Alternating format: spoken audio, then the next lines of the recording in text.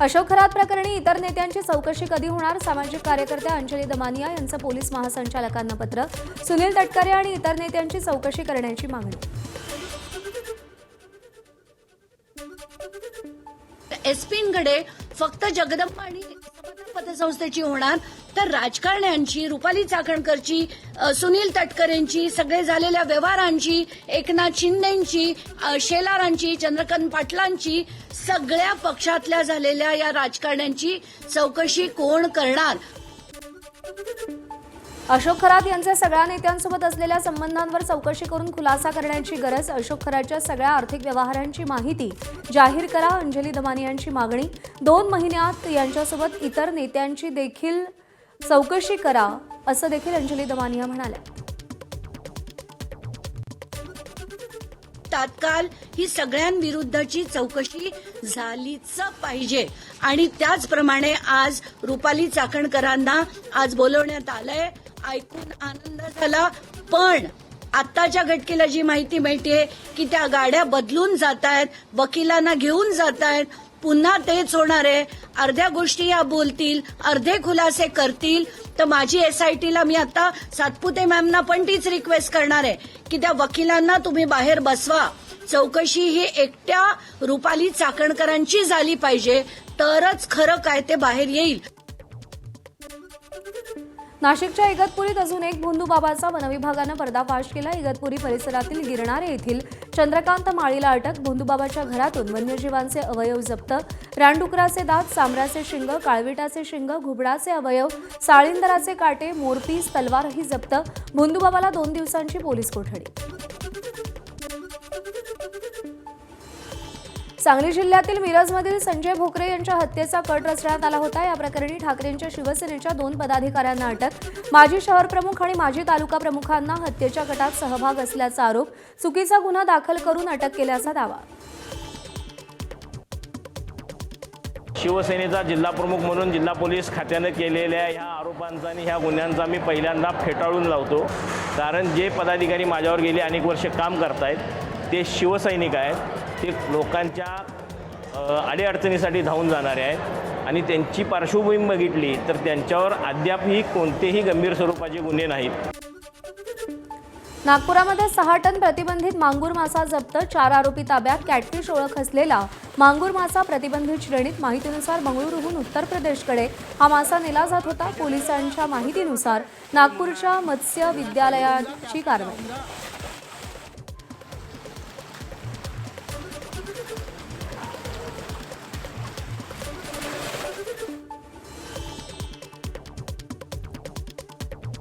पूर्णा नदीपात्रात सर्रास अवैध अमर्याद वाळू उपसा. बुलढाणा जिल्ह्यातील देऊळगाव राजा, सिंदखेड राजा परिसरातली स्थिती. वाळू उपशामुळे जवळच्या गावात पाणी टंचाईची भीती. जनस्वराज्य संघटना आंदोलनाच्या पवित्र्यात.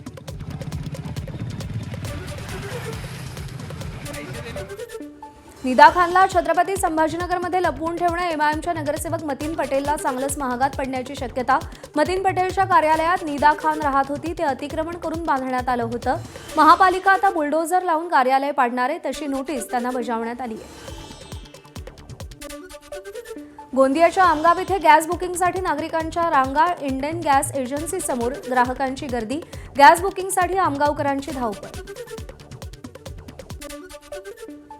ज्वेलरी दुकान फोडून अज्ञात चोरट्यांनी 42 लाख रुपयांचे दागिने आणि रोख लंपास केली. नागपूरच्या एमआयडीसीतील आयसी चौक परिसरातील मोनानी ज्वेलर्समधली घटना. पोलिसांकडून चोरांचा शोध सुरू. बीडच्या परळीत डॉक्टरांनी निष्काळजीपणामुळे गर्भपातच बाळाचा मृत्यू झाल्याचा महिलेच्या कुटुंबियांचा आरोप. महिलेच्या नातेवाईकांची रुग्णालयातील आणि अण्णाभाऊ साठे चौकातील सीसीटीव्ही फुटेजची परळी शहर पोलिसांकडे मागणी. पंढरपुरात सीईटी परीक्षा आधीच सीट नंबरवरून गोंधळ. पंढरपूरच्या सिंहगड महाविद्यालयातील प्रकार. महाविद्यालयात गेल्यावरती विद्यार्थ्यांना कळलं की हे आपलं सेंटर नाहीये. चुकीच्या नियोजनामुळे विद्यार्थ्यांना फटका. सीट नंबरचं हे सेंटरच नसल्याचं उघड. हिंगोलीतील कळमनुरीमध्ये वृक्ष लागवडीत बोगस मजूर दाखवून निधी हडप केल्याचा आरोप. सामाजिक वनीकरण विभागाच्या वृक्ष लागवडीच्या कामात बोगस मजूर दाखवून निधी लाटल्याचा आरोप. चौकशी समितीला कागदपत्र देण्यास नकार. चौकशी समितीचा जिल्हाधिकाऱ्यांना अहवाल. उल्हासनगरमध्ये दिवसाढवळ्या दुकानात चोरी, गल्ल्यातील हजारो रुपयांवरती चोरट्यांचा डल्ला. आरोपी सीसीटीव्हीमध्ये रेकॉर्ड. लेडीज अंडरगार्मेंट्सच्या दुकानात चोरी झाली.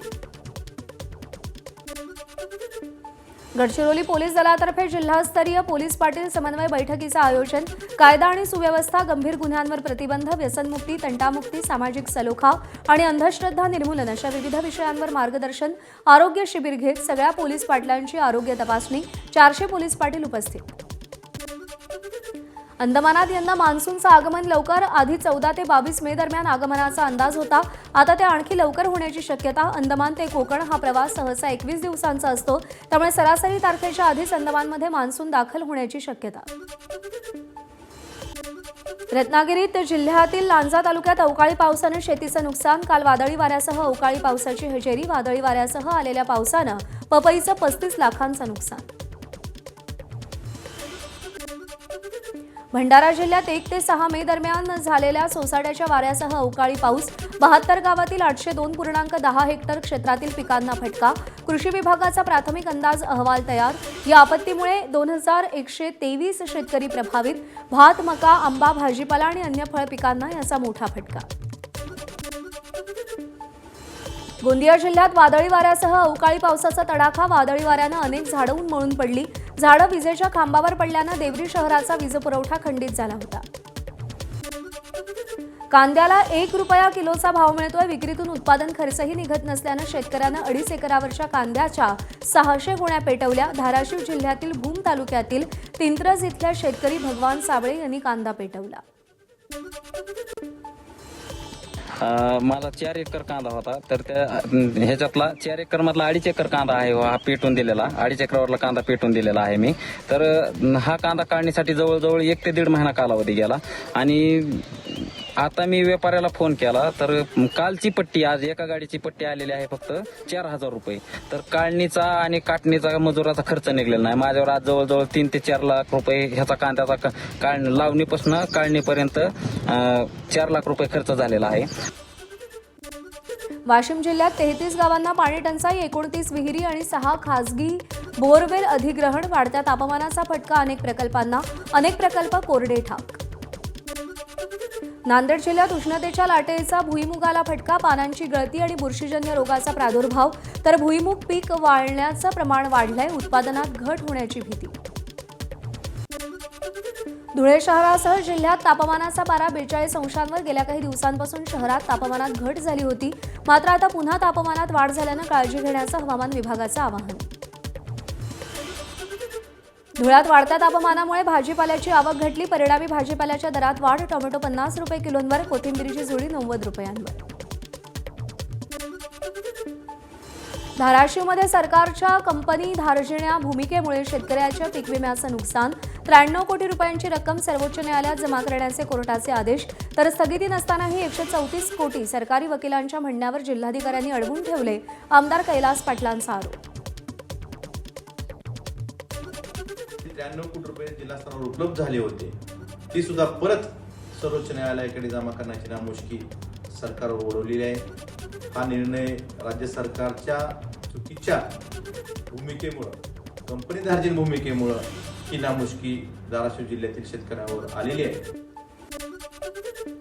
भंडाऱ्यात जमावबंदीचं उल्लंघन करून बावनथडीच्या राजीव सागर प्रकल्पावर आंदोलन करणाऱ्यांवर गुन्हे दाखल. प्रकल्पासाठी सुसूरडोह, कमकासूर आणि सितेकसा गावातील ग्रामस्थांच्या जमिनी अधिग्रहित. मात्र अजूनही मोबदला नाही. मोबदला देण्याच्या मागणीसाठी आंदोलन करण्यात आलं होतं. कायद्यात बदल करून अत्याचार करणाऱ्या नराधमांना कठोर शिक्षा व्हावी, तसंच अशा घटनांना आळा बसण्याची शक्यता. अभिनेता रितेश देशमुख यांचं सांगलीच्या कार्यक्रमात मत. छत्रपतींच्या बद्दल बोलताना सगळ्यांनी आदर, मर्यादा, श्रद्धा राखून बोललं पाहिजे. अभिनेता रितेश देशमुखांचं आवाहन. सांगलीतील शिवप्रतिष्ठान युवा हिंदुस्थानकडून राजा शिवाजी चित्रपटाचे खास शो. या शोसाठी रितेश देशमुख यांची उपस्थिती. अभ्यास न करता जे वक्तव्य येतात, मला वाटतं की महाराजांच्या प्रती जेव्हा त्यांचं नाव, जेव्हा त्यांचा विषय येतो, तेव्हा आपण आपला आदर, श्रद्धा आणि मर्यादा हे सगळं राखलं पाहिजे.